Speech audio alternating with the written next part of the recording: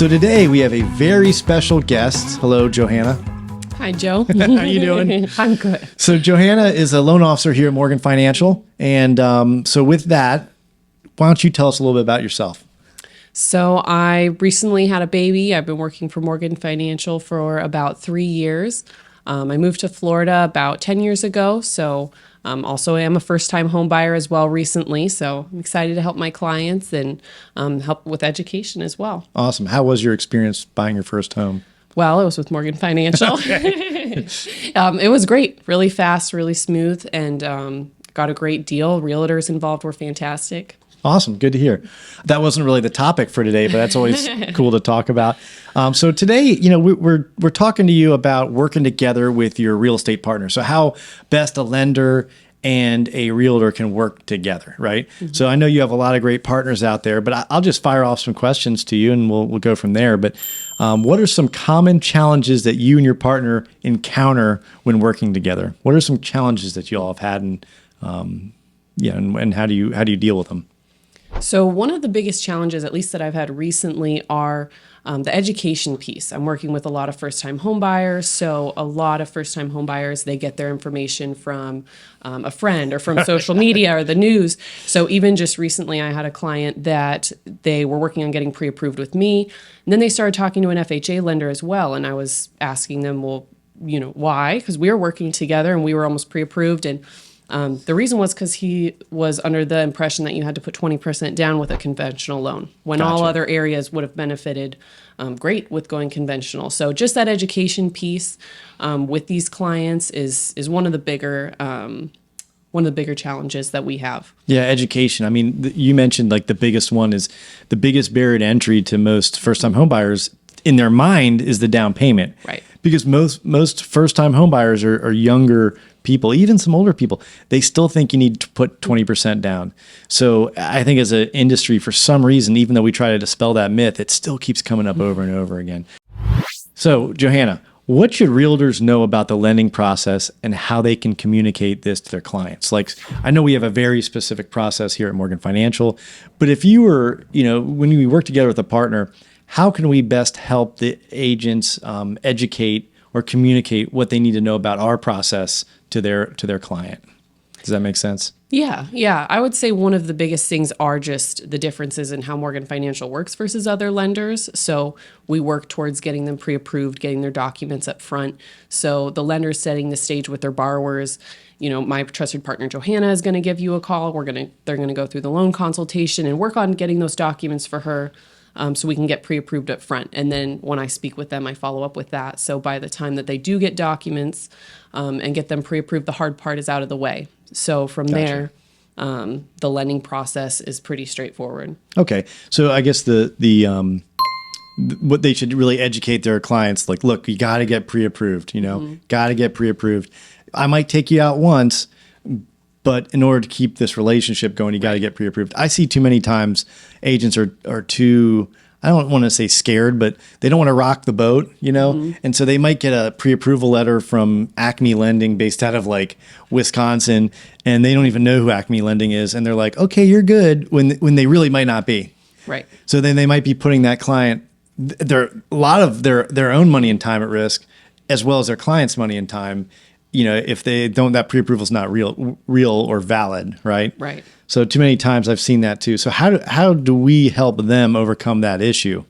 Like, how do we help them with their client to get pre-approved? Like, what are some things that you might say to a client? Some of the things I might say is set good expectations. So let them know, here are the following steps. When I speak with them, I let them know exactly what documents we'll need to get them pre-approved, how long it would take to get them pre-approved, and once we get that pre-approval back, then they're all set with shopping. They don't have to worry about getting all those documents and scrambling at the last minute when they're trying to close. It's funny. I've seen pre-approval letters from other lenders, and they're like, you're pre-approved as long as you get us all this stuff. It's like pay stubs, W-2s, 1099. And I'm like, well, they probably didn't give that part of the letter in when they submitted that offer, because that's not a pre-approval, Right. And I see that too much. And if I was a real estate agent, if I got a pre-approval letter that had all these conditions on it, I'd be like, that I better take them to someplace that's actually going to help them, because that lender isn't doing anyone any favors. They're not doing the borrower any favors. They're not doing the real estate agent any favors, because the likelihood of success on something like that is probably a lot lower than if they'd actually looked at all those documents versus just saying, hey, you need these things. Right. Well, once I've had clients that submit offers and that listing agent has called me at home on a Sunday saying, hey, I got your letter. It says that they provided this document, this document, this document. It's been underwriting. And they'll ask me questions about it. Just a few weekends ago, I had an offer accepted saying, okay, well, I see underwriting's already been through, so I don't even know this other lender that was with the other offer, and they went with Morgan Financial solely on that. Right. Well, it does, and I'm our process I think is superior, but there's a lot of good processes out there. Right. But the fact that we have underwriters actually underwrite our pre-approvals, no, that is not done very often in our industry. Mm-hmm. So that is, not to dwell on Morgan Financial, but that is what helps our reputation stay intact, because we actually underwrite the borrower prior to sending out a pre-approval letter.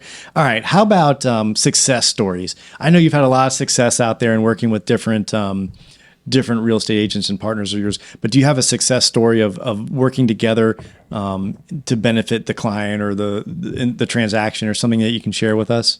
Actually, I had a deal recently that they were working with a online out-of-state lender, not anybody local. And the interest rate that was being offered it sounded phenomenal. I asked for the loan estimate. They were being charged $10,000 for said rate. But I got the lowest rate. Yes, but I could get you that lower with $10,000 for sure. So they did end up talking with me. I was able to get them a lower interest rate. We were able to still close on time, even though they had already been under contract at that time. Cool. Good deal.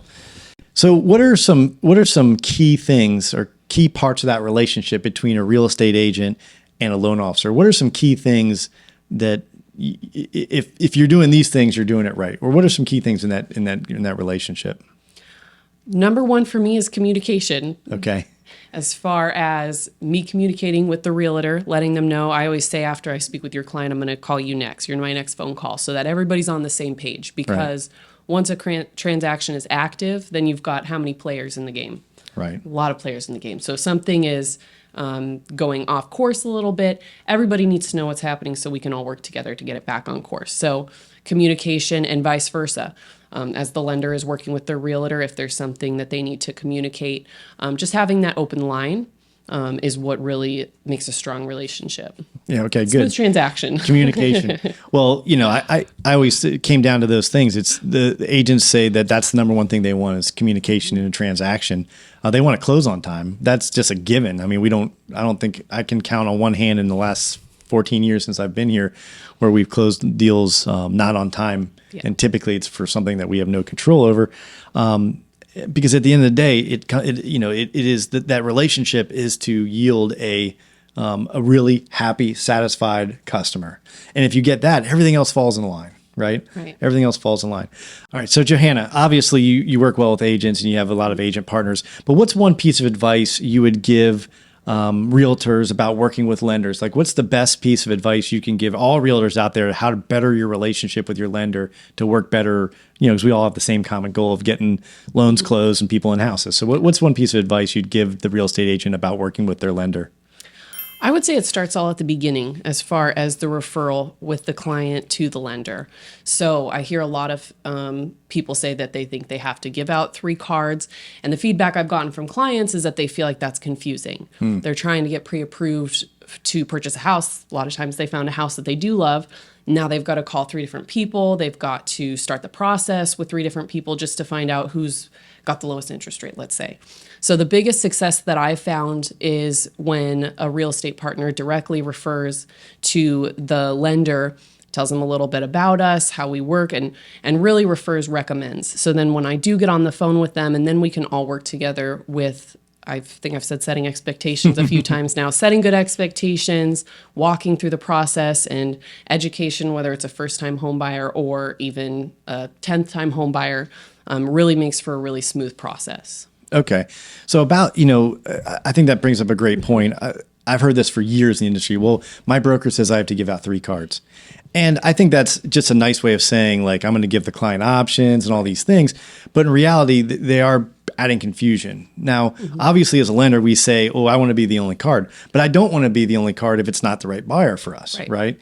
And so I think of us as, people, I use the Swiss Army knife analogy, right? Yeah. A Swiss Army knife has lots, if you don't know what that is, you might have a magnifying glass, scissors, a knife, a saw, a toothpick, and some tweezers in there. I probably missed one. They have varying degrees of these things, but and none of those things actually work really well, right? There's a bunch of tools in there that don't work really well. I'd rather be, if you need to cut down a tree, I don't want to be the Swiss Army knife. I'd rather be the chainsaw, right? So just like that, I'd tell the agent, look, have 3 or 4 not realtors, have 3 or 4 loan officers you recommend, but recommend them differently for different things. So you have a jumbo lender, an FHA lender, a conventional or VA lender. That'd be us, VA and conventional. Yes. Right. Or, but so you have these different places to choose from. But when you give the referral to the client, you can say, you can use whoever you want. Here's a person, I would start with this person. They've done a great job for me in the past, but you can use whoever you want for your transaction. I'm just giving you a starting point. I would recommend highly you talk to Johanna at Morgan Financial. At the very least, you'll know that your person is doing a great job. And the very best, Johanna will be able to offer you something better. And better service. And I know that they're local and they have a great reputation. It'll help you get that offer accepted, but you use whoever you want. And that takes the liability off the agent for the most fact. Check with your broker to make sure I'm not giving you bad advice. But the reality is I think everyone's afraid of liability and things like that. And when you make someone, or when you require someone to use a certain thing, then that puts you at risk. Your license at risk, your livelihood at risk if things go poorly. But if you recommend that and let them know they can use whoever they want, you can even put that in writing. That takes a lot of confusion away, because I've heard this a lot lately. The clients get confused because they're offered different things by different lenders, and one lender might conflict with something another lender says because they have different guidelines and things like that. And if we can't qualify someone, never would we say, look, you can't get a loan. And I think there's some lenders out there that actually say, if I can't get you a loan, no one can. Well, I think that's terrible thing to say, right? Terrible thing to say. Cool. So now I got 3 fun questions for you. All right. So 3 fun, and this is pop quiz. So number 1, what is your favorite movie? If you had to pick one, what would it be? My favorite movie is it's a more recent movie, the Maverick movie that just came out. Top Gun, yes. That was an awesome one. Okay, good. All right, so what is your favorite hobby? What do you like to do when you're not here? Those few hours that you're not here. Yeah, the few hours. If I'm not with my family, I enjoy running. I enjoy good 5Ks, running on my own time, running at night. It's how I de-stress and unwind from a full day's work. Good. Okay, last question. Who inspires you the most? Who inspires me the most? That would be a hard one, but I would say, I would definitely say my parents. My parents really inspire me with my dad is one of the hardest workers I know. He's always worked 3 jobs. He definitely taught me work ethic. I'll tell you that. Well, good. He did a good job. Thank you. Definitely taught me work ethic. And on my mom's side, she was a stay-at-home mom. She'd had 5 kids, so really that nurturing side and relationship wise and caring, I suppose. Good. Well, Johanna, thank you very much for enlightening us on these things about working together with an agent. I had some great takeaways there. I hope you did too. So thank you very much for joining us. Thank you for having me. And thank you all for watching. However you consumed this material, whether it's on Spotify, Apple, Google, YouTube, Instagram, TikTok, I can go on and on. However you looked at this information, please like, share, subscribe, and we love to see you again. Let us know what we're doing right. Let us know what we're doing wrong, and we'll talk to you soon. Thank you all.